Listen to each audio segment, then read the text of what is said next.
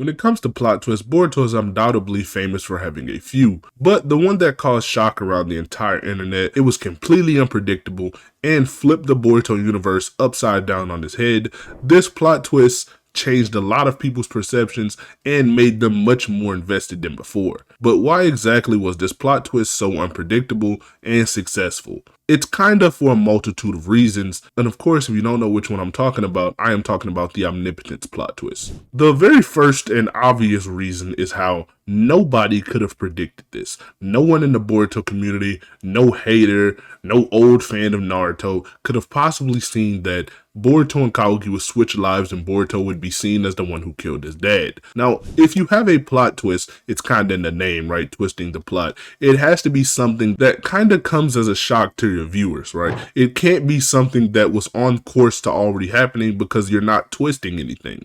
You have to subvert expectations a bit. And typically with plot twists such as the Obito reveal or the reveal that Hagoromo's mother was kind of the big evil all along, or even as small as the reveal that Naruto was the fourth Hokage's son. Those are plot twists that they were theorized for years even before they happened, and some people were able to figure it out, some people were able to put the pieces together, but overall, no one actually knew 100% the answer. Because, of course, they would always subvert their expectations just when it became too obvious. This plot twist seemingly came out of nowhere and seemingly was unpredictable by any person on Earth. Well, I won't say seemingly because it just was unpredictable. But where this shines, I guess the writing shines, I should say, it's how while it was out of nowhere per se, it makes sense because they tied it back to the blue eyes statement and the prior buildup with Shibai. Let me explain. When they said those blue eyes should take everything away from Boruto and people who defeat gods can't remain ordinary beings, these are kind of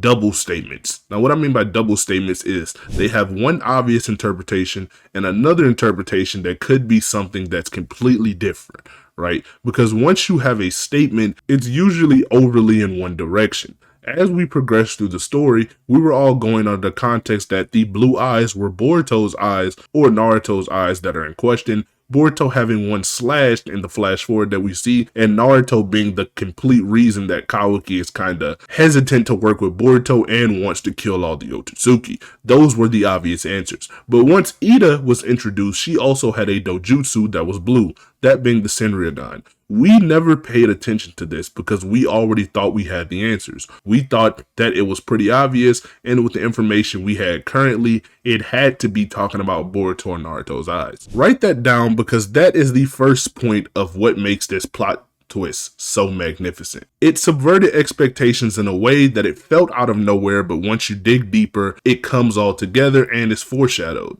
Next, we have the build-up with Shibai. People had already thought Shibai or this Otsutsuki god existed because that's what Ishiki's entire goal and what he laid out for Code is, becoming a god, a peerless divine being. So him being the reason for Ada, Damon, and Kara having all of these supernatural abilities is kind of a given. It's like, okay, it makes sense. They have their cells, you know, even if he doesn't appear in the story, he has the power, right? His power had to go somewhere. While it may seem a little convenient, here it goes. It's in these people. We never looked at Shibai as anything more than a tool for hyping up these people and being kind of Code and Ishiki's goal personified. But what we didn't see, because we didn't dig deeper, is that they were using Shibai to build up Ida's Shinjutsu and show that something was fishy. Because like Momoshiki said, all the Shinjutsu came from Shibai, but he didn't know where Ida's charm ability came from. And Amato himself said that he cannot make abilities that is in the domain of the gods. He simply transfers what's already there. So this had to come from Shibai. But since we know that it didn't come from Shibai, where did it come from? We kind of didn't pay attention to this because we thought it was hyping up Amato to be the big bad, not hyping up Ida to have the greatest divine Shinjutsu ever, that being omnipotence or desire manipulation. Once we get to the actual plot twist and it kind of all comes together and it's shown that Ida actually does have omnipotence, the ability to cause desire to become reality, it all falls in place. We start looking at those blue eyes statement, we start looking at the Shibai statements, and we start looking at this plot twist for what it is. The greatest subversion of expectations, all while coming full circle with statements that we had prior within the show. This, of course, coming off everyone thinking that Ko was about to attack with the Ten Tails and Momoshiki was just going to merge with Boruto completely and destroy the Leaf Village. No, Sasuke takes Boruto and runs away from the village, while Kawaki is the one pulling the strings from behind. Now, people's main gripe with the time skip, even though 90% love it, there's always those negative Nancy's, is it happened too fast. They didn't let anything breathe. That kind of goes into it being this good, because the fact that you can tell from reading the manga and the pacing of the show that things are actually in a dire situation and happening so fast that the characters can't react shows you just how crazy this entire situation is. Because if we had 40 chapters, 50 chapters of this all happening, it would kind of become like a Goku and Frieza situation of, is this really 5 minutes? No, it's not. So that's kind of a dumb gripe, and the gripe is only there just to have something to say. This plot twist, while being the ultimate subversion of expectations and the ultimate callback to things that were said at the beginning of the manga, also started to see development, major development, in the three main components of the story and the three main characters of this arc, that being Boruto, Sarada, and Kawaki.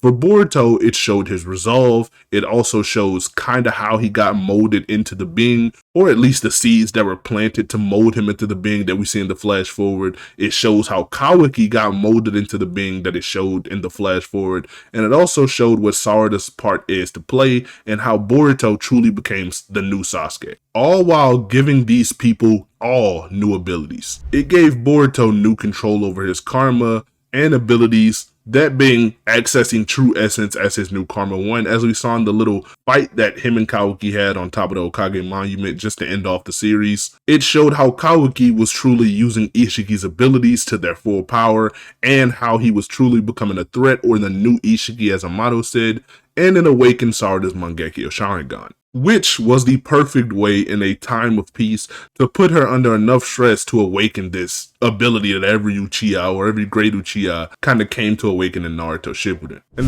it's kind of underrated how much stress she was under and how much she had to deal with and how truly heartbreaking her situation was, because it kind of, like I said, happens quick and they are in a time of peace.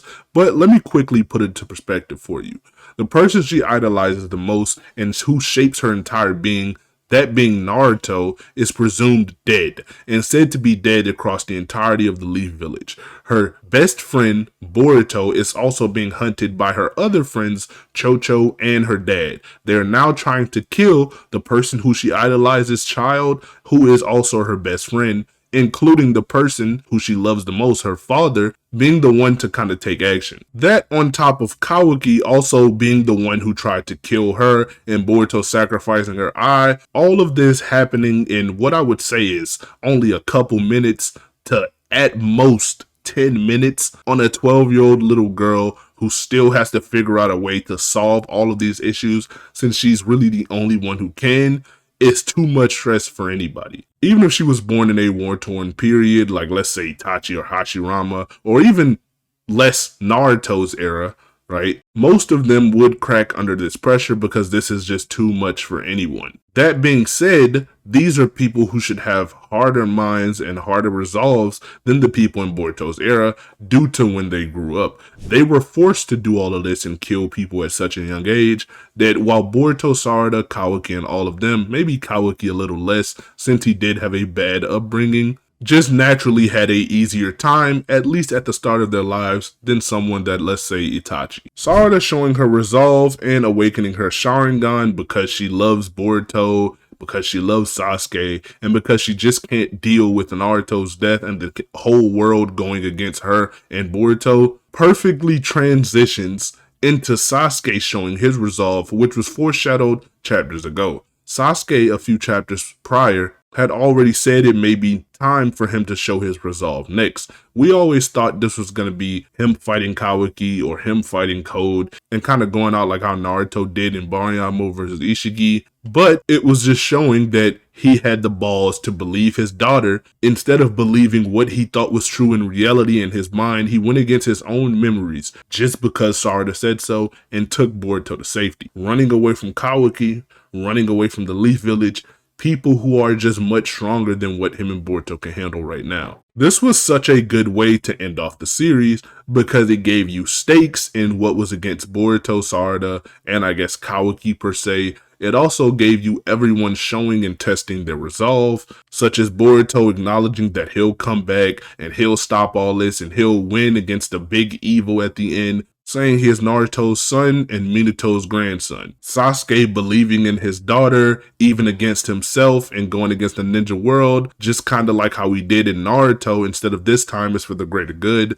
Sarada kind of being in enemy territory and having to deal with her father and Boruto being looked at as fugitives, and Kawaki dealing with how he's going to save Naruto in his own eyes and defeat Momoshiki. All of this happening within a couple chapters, or kind of at the same time, shows the author's ability to juggle a bunch of narratives and plots at the same time while ending them all and going with them all perfectly. In this dire situation, Boruto almost looks happy or optimistic for the future, even though all odds are stacked against him. We kind of start to have hope that our MC is going to be completely fine. That is until we remember the flash forward, everything is destroyed, Boruto doesn't smile, and Kawaki is clean, who seemingly has just won. He has Ishiki's pole, and he's just standing almost triumphantly over Boruto. So right now, this plot twist has successfully subverted expectations with the whole community and anime space. It has developed the three main characters. It has did callbacks to prior arcs and statements and characters,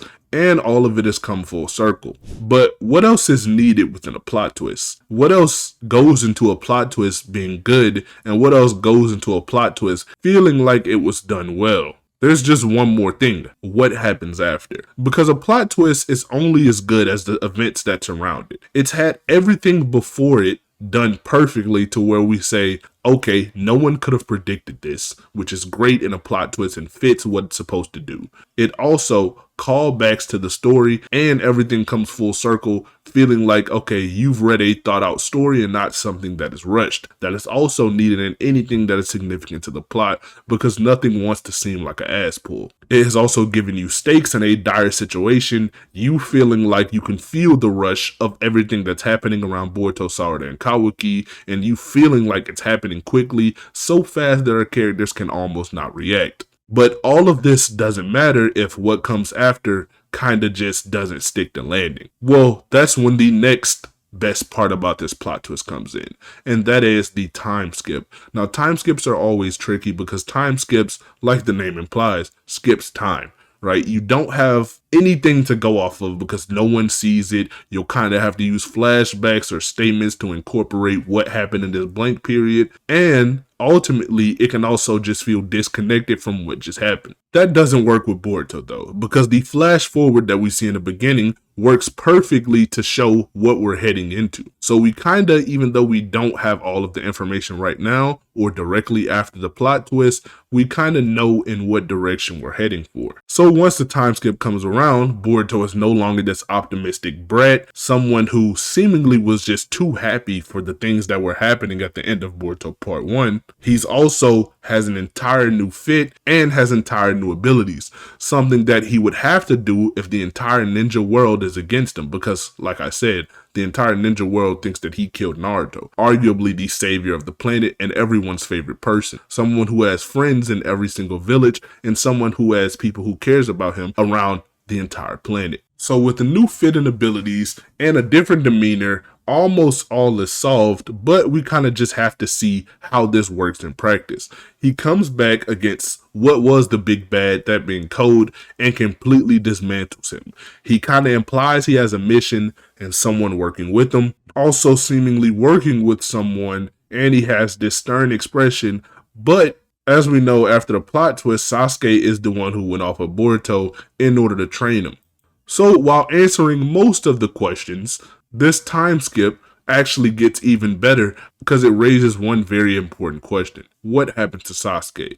Boruto seemingly has his cloak, he seemingly has his sword, and while he has these ornaments and different charms and things, and you could argue maybe his cloak is different, that is definitely Sasuke's sword, at the very least. So if Sasuke is not using his sword and Sasuke is not with Boruto, what happened? Boruto is also talking about something very grim and something very dark, almost like he's lived a completely different life than what we thought it was going to be. Almost like he knows something that everyone doesn't. I won't spoil the whole plot of Boruto 2 Blue Vortex and go chapter to chapter, but you kind of get the gist of it. It perfectly wrapped up and came full circle with the things that should be the case before a plot twist, and it stuck the landing with showing us the fruits of the seeds that we planted with the plot twist. It is truly something remarkable that Ikimoto and Kishimoto have done, and it's something that I don't think can be replicated, and is the best that the Naruto series has to offer. All of the plot twists throughout Naruto and Boruto don't come close to the Omnipotence one. It sticks the landing on every single aspect.